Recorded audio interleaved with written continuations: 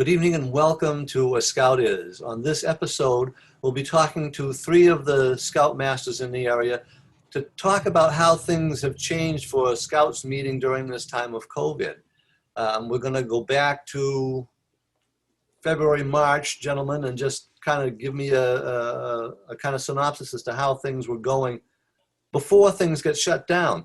So if you don't mind, Mike, since you were the first one in the room here tonight, why don't you just kind of go over how things were going with Troop 22 before everything got shut down? So everything was normal, I think, like everyone had.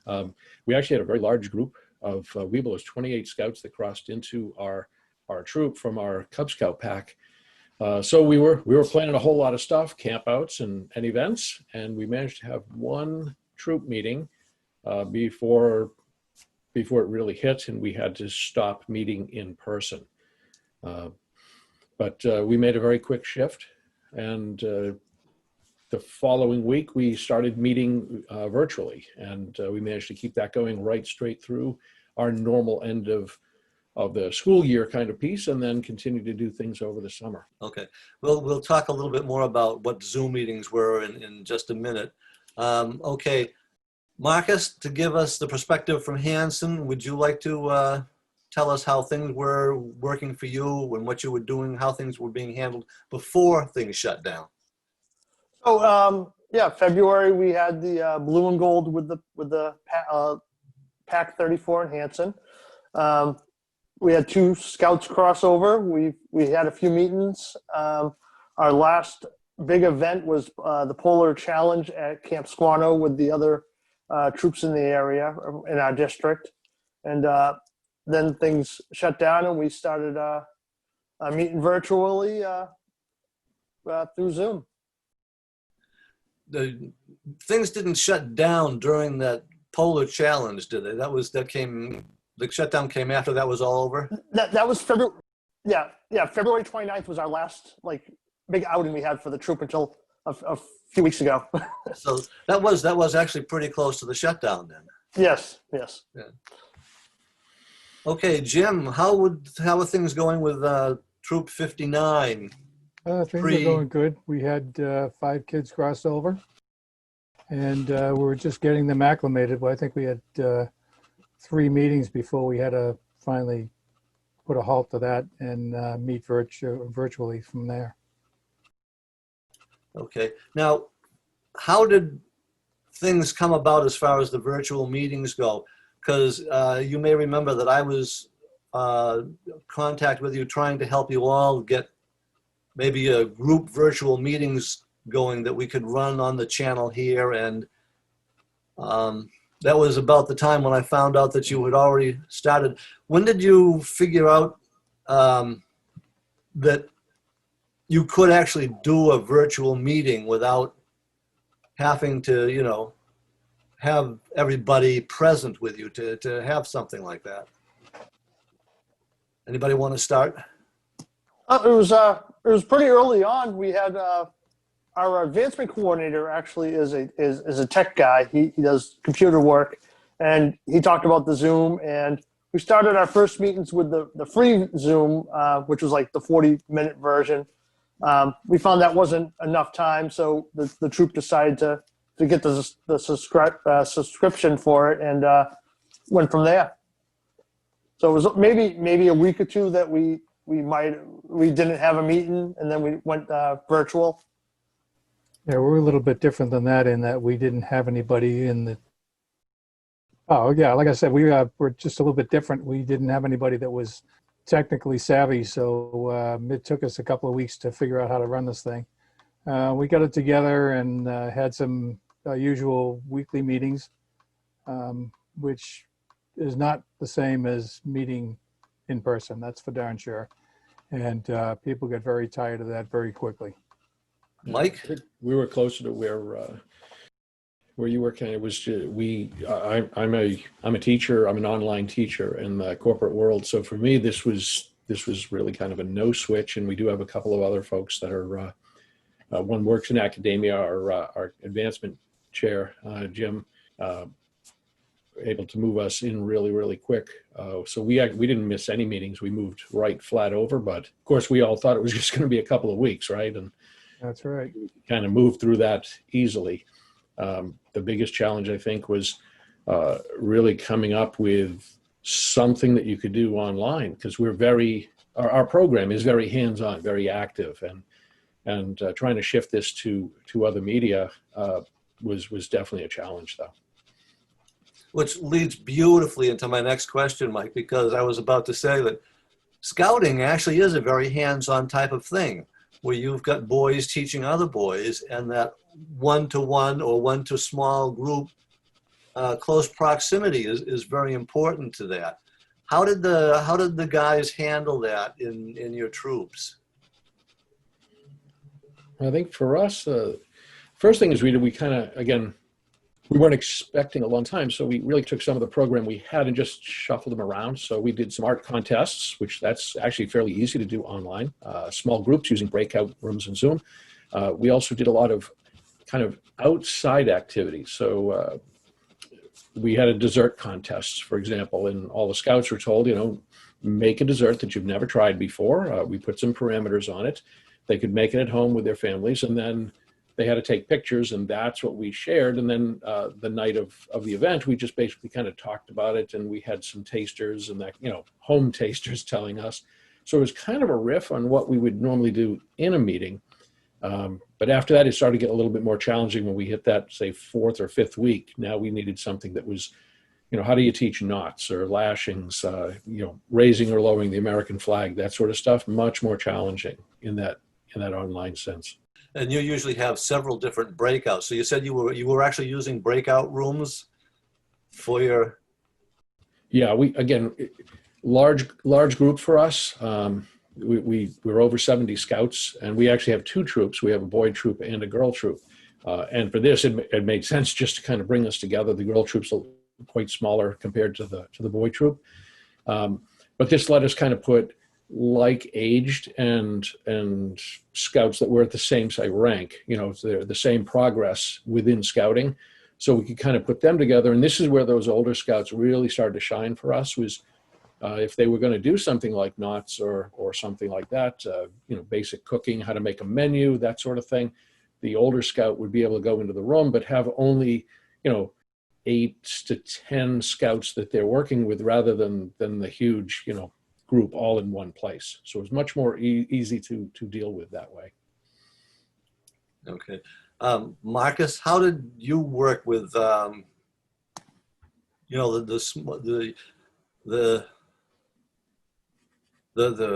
one-on-one type of instruction that is well known in Boy Scouts? We let the PLC decide that. That's the Patrol Leaders Council. The senior patrol leader and the assistant senior patrol leader would plan out the meetings and then email the leaders, so we know what was going on for that week's meeting. A lot of things they did with the share content function. So they found this app that they could do a virtual knot tie-in. So we did some knot tie-in through that. We did actually a couple merit badges. As our troop is small, we have 11 scouts in our troop, and not everybody was on every week. So there's a couple merit badges for the younger scouts that we worked with, especially the 3 that just joined the troop, trying to get them. So we actually had 3 meetings a week. We had the new scout meeting, and then we had the troop meeting, and then we had the senior patrol meet on a different night. So we broke it up 3 different nights. So a couple leaders with the scouts and their parents worked on their scout rank, and they started on tenderfoot rank and things like that. So yeah, we tried to use the functions. We tried to make it smaller groups and stuff like that, but we always made sure we had the proper amount of leadership, the too deep leadership going on with each meeting. Yes, it sounds like you were using a little different method than the breakout rooms that are available in the bigger things, by having the meetings on different nights. Yeah, and actually allowing people to work at their own pace during those particular times. Yes, yeah, it worked out better. Like the younger scouts, they agreed on what day worked for them with the couple leaders that were working with them, and then the older boys, we were able to pick a night that we could sit down and make sure we plan meetings and things like that, and figure out what we were going to do once this is all over. Okay, Jim, how did Troop 59 get into working with the one-on-one and things like that? Well, we had our meetings. We usually meet on Sunday evenings at 7:00, and that's the same schedule we kept. We did some. I found some videos during the week that I played for the boys, educational type stuff, scout related, etc. We did some breakout sessions where we did cyber chips for the different age groups to get them up to date. And we did some scavenger hunts and some word association games and that kind of stuff. We did some merit badges, or we worked on some of them anyways. I don't know if they actually completed them or not, but we try to get something going. We try to do some instruction, some first aid type stuff, which is, again, it's not easy to do virtually. You can't really see if the boy is doing the stuff correctly. I mean, some of the stuff you can, but some of those, like an ankle bandage, is kind of tough to do. But if they're right there with you, you can show them the correct way to do that. So that was what we did until the end of June, where we normally break for the summer, and that's what we did. You said something about scavenger hunt. I'm just wondering, how does a virtual scavenger hunt actually work? Well, what we do is post a list of things for the boys to find around the houses, and then we would break off for a half hour or so to give them the opportunity to find those things around the house. And typically it had to do with camping. Find a compass, find a sleeping bag, that kind of stuff. Find a tent peg. What's that? Find a tent peg? Tent peg, yeah, right. We had a list of, I think, 10 or 12 items, and for the most part, they did pretty well. The next step was, long about June, like you said, Jim, your troop takes a break for the summer about that time.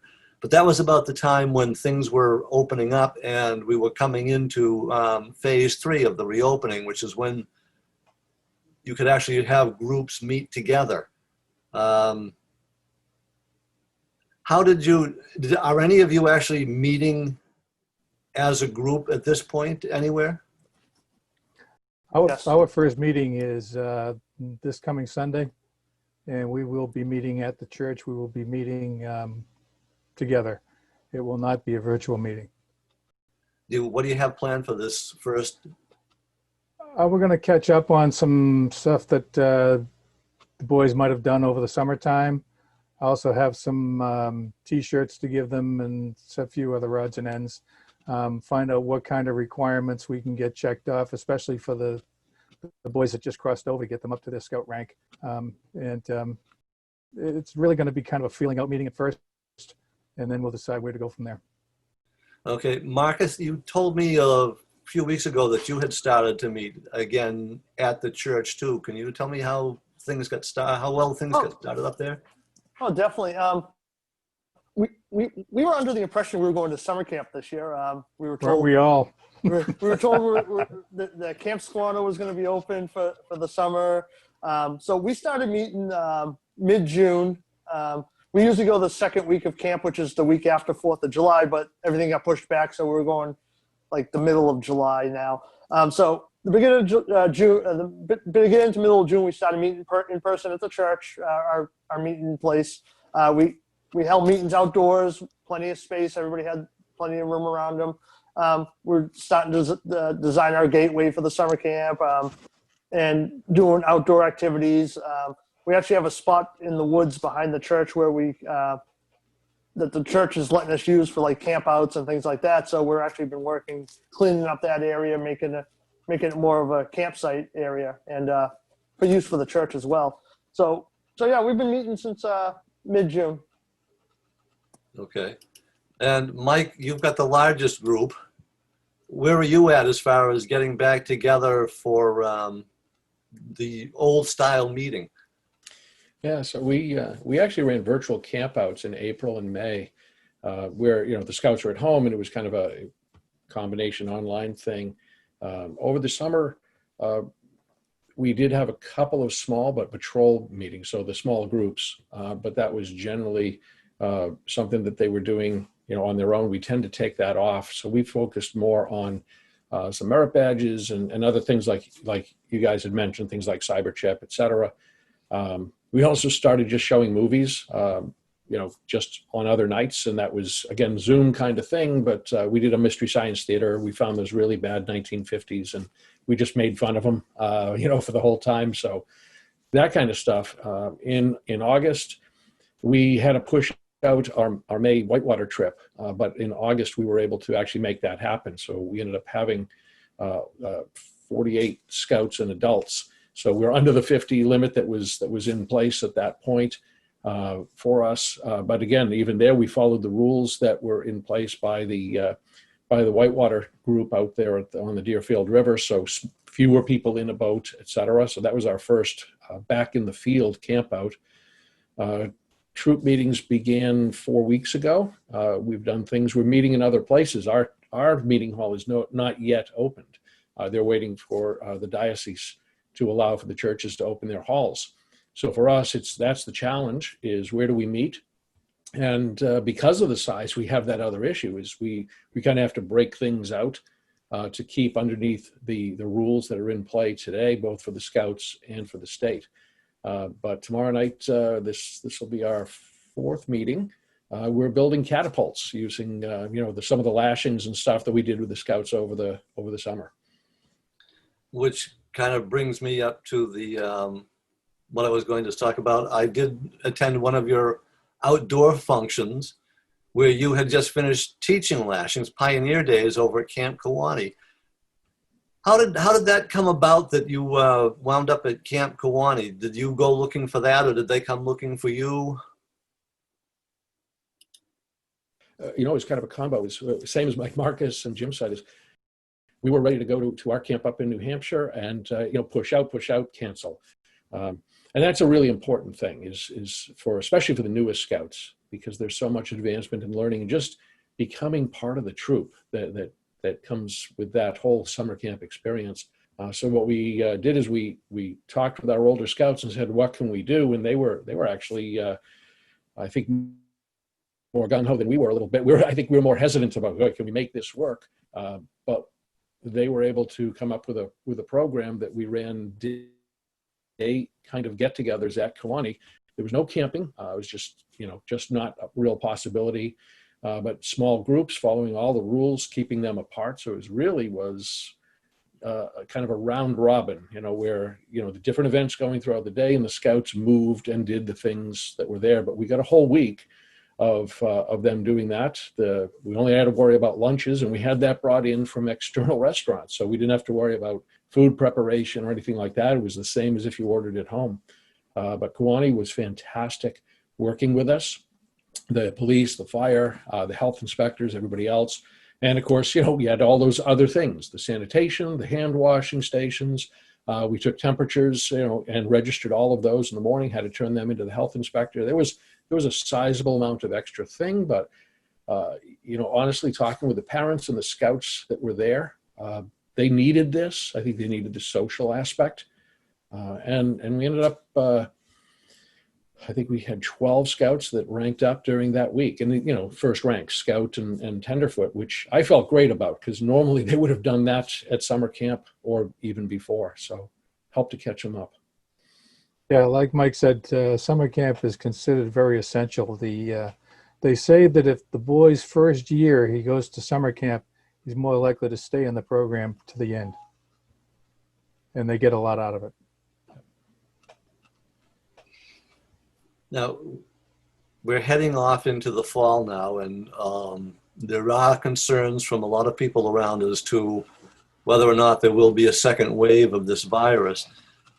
Have you started making any plans yet for what may come about as we progress into the winter? No. I think we're just we actually made out a 4-month plan for the next 4 months. We have an active schedule going on. We're doing some low impact camping where the scouts will backpack in and have their own separate tents, their own meal preps, just themselves. So there's no group thing. It's going to be individual things. But I think if a second wave does come through, we'll probably just fall back and revert to the virtual meetings, and hopefully we learn some stuff between now and that point that we can make these virtual meetings a lot more effective. I think for us, we had some of our older scouts who had actually been the staff for that Pioneer Day thing. We wanted to reward them because they gave a whole week, of their time working with those younger scouts. So we took them up to one of our leaders owns area up in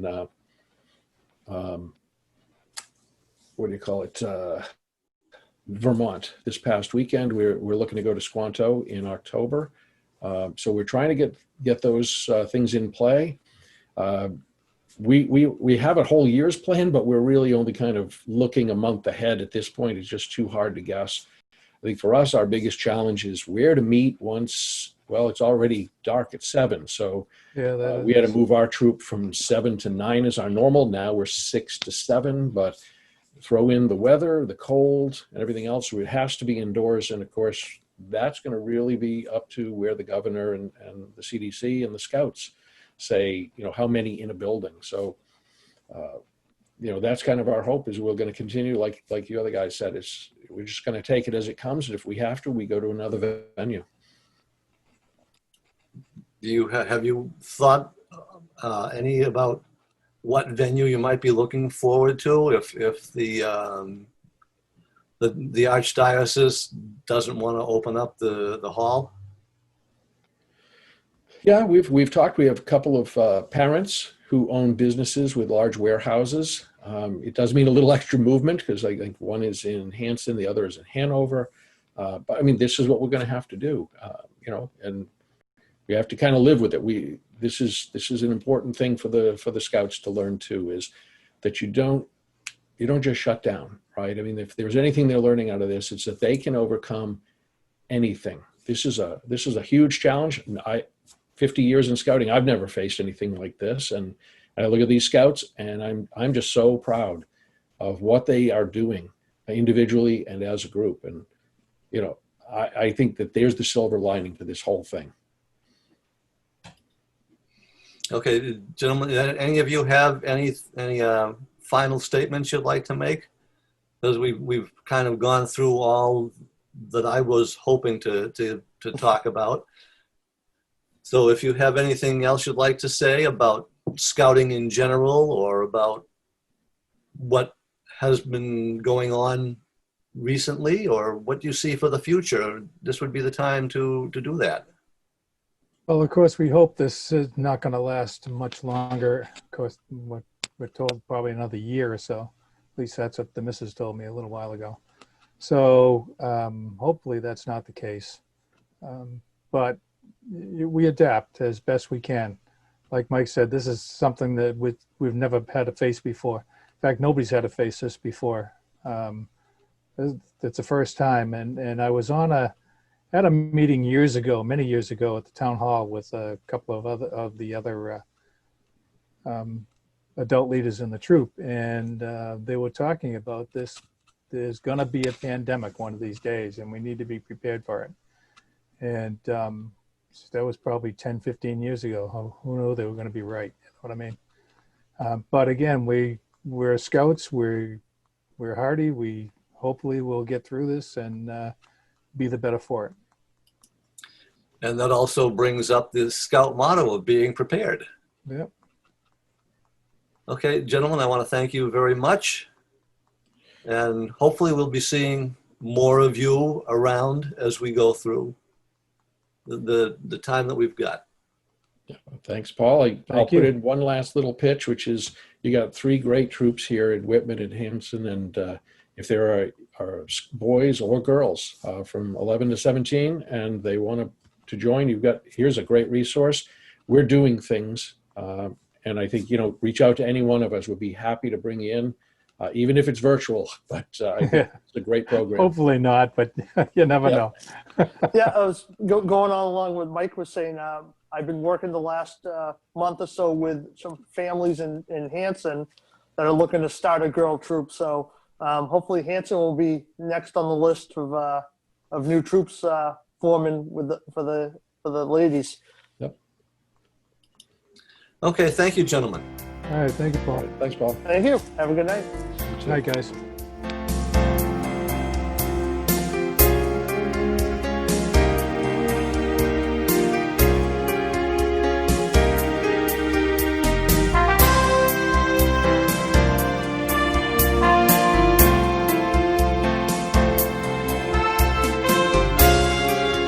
Joining us now, we have Joe Livingston, who is the field director for the Mayflower Council. He couldn't join us when we were talking with the Scoutmasters, but we brought him in just so that we could get a little bit more information and flesh things out a little bit more. Welcome to A Scout Is, Joe.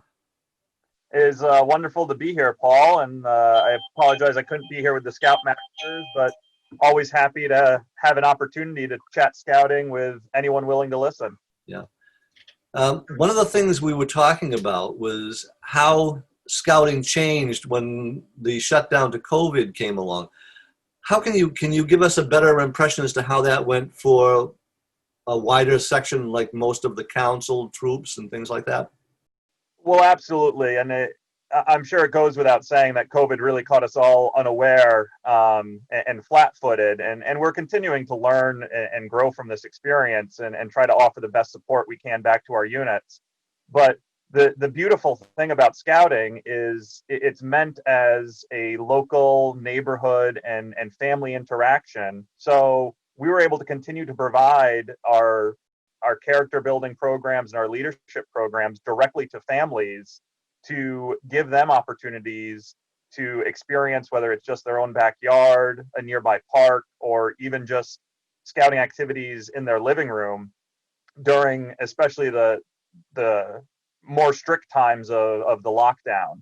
So throughout the summer, our families were getting a daily email from the council with various activities and requirements that could be done from the home with instructions on how to do it. So these scouts were still able to participate in the scouting program, albeit just in their own home with their families. And now as restrictions are loosening up and gatherings are starting to happen again with masks and social distancing, those camping opportunities are still there. And it was amazing to note that our council was able to host an in-person day camp this summer as well, with 0 instances of a positive COVID case. So hundreds of scouts were still out in the woods, getting all the benefits of scouting, with continuing our world-class safety procedures as well. Well, Troop 22 here in Whitman recently had a slightly lesser number of people for a pioneering day that they did at a local recreation area known as Camp Kiwanee in Hanson. And it was nice to see the boys out there doing things together, but still managing to keep some kind of social distancing and wearing masks. And they were having a wonderful time. And it's truly been remarkable and awe-inspiring the response we have seen, especially from our older scouts that recognize there's needs in our local communities, and the stories of scouts sewing masks and producing face shields and doing what they can. Even we have some of our local units that have put together little gift baskets for nursing homes and healthcare workers, just showing that we're there, we're trying to support them as best we can. And that's what the scouts are known for, of stepping up when there's a challenge in their communities to do what they can to make it a little bit easier for everyone involved. So it really is remarkable, despite these kind of dark times we're living in, that scouting is still able to thrive. And scouting, they managed to do the good turn daily during there, with a lot of those other activities that they were doing. Absolutely. And it's kind of, this might sound a little bad, but the opportunity for good turns is abundant during a time like this. So, we don't see Scouts shrinking away from that responsibility and obligation of the good turn. And they're actively trying to find new ways to help the people in their communities, which is great. Yeah. How many of the troops in the Mayflower Council were doing their weekly meetings via Zoom, like you and I are talking now with this? Well, that went in, now I would say the vast majority of our troops, probably about 75% of our troops are meeting by Zoom. Obviously, that's continued to grow. When the quarantine first happened, everything just came to a complete shutdown. But as we got comfortable with holding the virtual meetings and creating content to get it in the hands of our Scouts, we saw those numbers continue to climb back up. And we're not there yet. There's still more work to be done. A lot of our Cub Scout packs, the younger Scouts that we work with, the kindergarten and first grade and second grade level, it's a little bit harder since it's a much higher parent involvement at that level. That's been kind of the last piece of the puzzle to get our pack programs back up and running to the full force they were before COVID. But even that's starting to come around, and our fall programs are starting back up, and we're finding however we can to work with the schools and work with the parents so that the social interactions that these kids need are continuing as best they can. Yeah. Okay, well, that's very interesting. We want to take a little bit of a turn now because I had heard a comment or two around town here about the fact that with the national office declaring bankruptcy recently, that Scouting was on its way out. Would you like to speak to that and maybe explain to people how the hierarchy of troop to national office works? Absolutely. And so, as I mentioned earlier, Scouting always happens locally. And your local troop, your local Cub Scout pack is staffed and run by volunteers within your community that you probably know. The Scoutmasters are generally also the baseball coaches and members of the PTA and very active members of their community. And that hasn't changed, and that's going to continue to happen. In the news, I'm sure a lot of people have heard of the ongoing bankruptcy and abuse cases that the national office is contending with. And the real beauty of this, and I say beauty even though it's a very distressing topic, because the Scouts are really showing the value of the Scout oath and law in this. We understand in the past, mistakes were made, things happened, and we're anyone who potentially got abused in their time in Scouting, we want to take care of them. We want to make sure they're compensated, that they're able to get the treatment that they need for any underlying conditions that resulted in that. But in order to do that and make sure everyone is equitably compensated, the best choice available is a bankruptcy proceeding. So our national office is completely separate from our local council, which is completely separate from our local chartering organizations that sponsor your local unit. They are all independent, financially stable institutions in their own right. So by doing this, the national office is able to create a very large trust fund with which to disperse payments to those victims.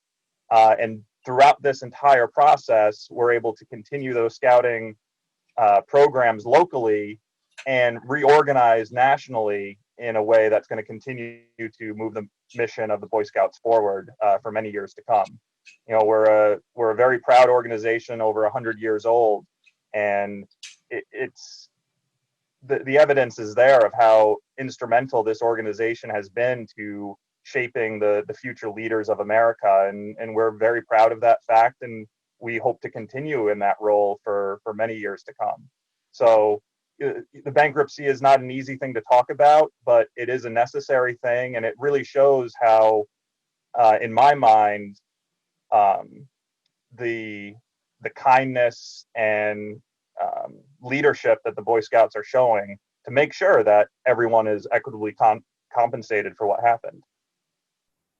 Okay, can you explain a little bit about the hierarchy, how it goes from like patrol to troop to council, and where it goes from there till we get up to the national office? Absolutely. So in your local hometown, you are going to have a local Boy Scout troop, or I should say a Scouts BSA troop, which is our program for 11 to 17-year-old boys or girls. And that Scouts BSA troop is going to, your child would belong to a patrol, which is a unit of 6 to 8 kids led by a patrol leader. And that patrol leader is that first opportunity to perform leadership. That patrol leader is responsible on a camp out to making sure all of their patrol members are fed and washed up and dishes taken care of, and the campsite is maintained and cleaned up at the end of the camping weekend, which is a lot of responsibility for a 12-year-old scout to take, step into those roles. Beyond the patrol, your troop is going to be made up of 3 or 6 or even more patrols, and each one of those patrol leaders is then led by an older scout, a senior patrol leader.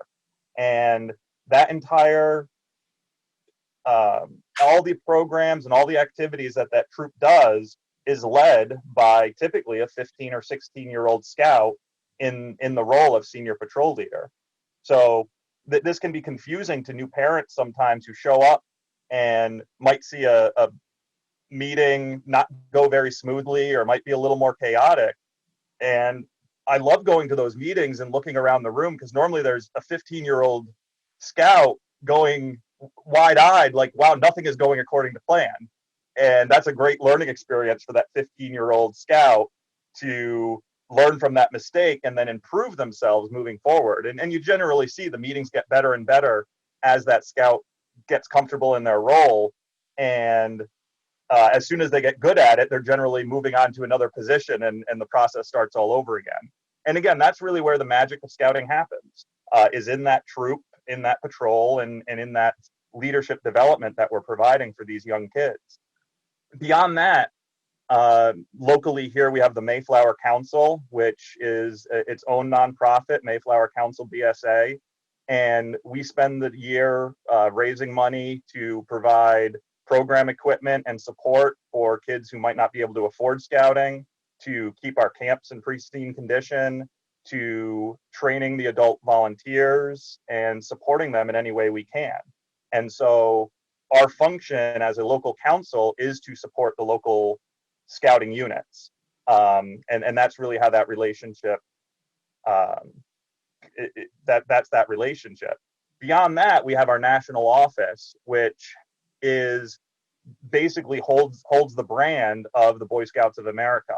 And they're responsible for updating our program from time to time. They're the ones who look at the requirements and ensure that the quality of an Eagle Scout is being maintained, and that the term Eagle Scout, which a lot of us know and respect, and it is still a gold star on most resumes, especially for these young kids, it is maintained. So the local council can do everything they need to support local scouting, with very minimal involvement from the national office. This might be a very bad analogy, but an NFL team is, because I'm a big football fan and we're in the start of the football season now. An NFL team is all functioning on its own right, but the NFL commissioner and the commissioning office maintain league standards and make sure there's some connection between all those separate teams. And it's really no different in the Boy Scouts. Our national office just helps to maintain a relationship among the various councils and keep us all moving in the same direction. But it's really up to the local councils and really that local unit and that local SPL that drive the mission and drive the program forward, if that makes sense. Yeah, that's kind of like what I was looking to have people understand, that the national office is not necessarily the be all and end all of scouting. No, and a lot of times it's quite remarkable because we're all scouts. As soon as we register and pay our membership fee, we are scouts, and we might belong to a troop or we might belong to a certain council, but it really doesn't matter what level of scouting you're in. It's all designed to support that patrol in your local backyard that wants to go out camping and learn how to be better leaders. So it's really nice to have the national office, but the national office is the national office. We've got experts locally that help and function and make sure the program continues. Okay, thank you so much, Joe. Joe Livingston from the Mayflower Council. Remember, a scout is about our local scout troops. If you would like more information, you can call any of the scout troops. They are all on the internet. There is Troop 22 and 59 in Whitman and Troop 34 in Hanson. And you'll see those men show up here from time to time on A Scout Is, and we will have more coming up. And I want to thank you again, Joe, for joining us today. Absolutely. And I'll just add in there, if anyone wants more information on scouting, you can go to beascout.org. Or Paul, I'm more than happy to give my email address, and people can contact me directly. And I'm more than happy to talk scouting with anyone. Okay, do you want to give us your email address now then? And we'll just... Yeah, absolutely. My email is joe@mayflowerbsa.org. Terrific. Okay, thank you so much, and keep tuned here to Channel 9 for more editions of A Scout Is.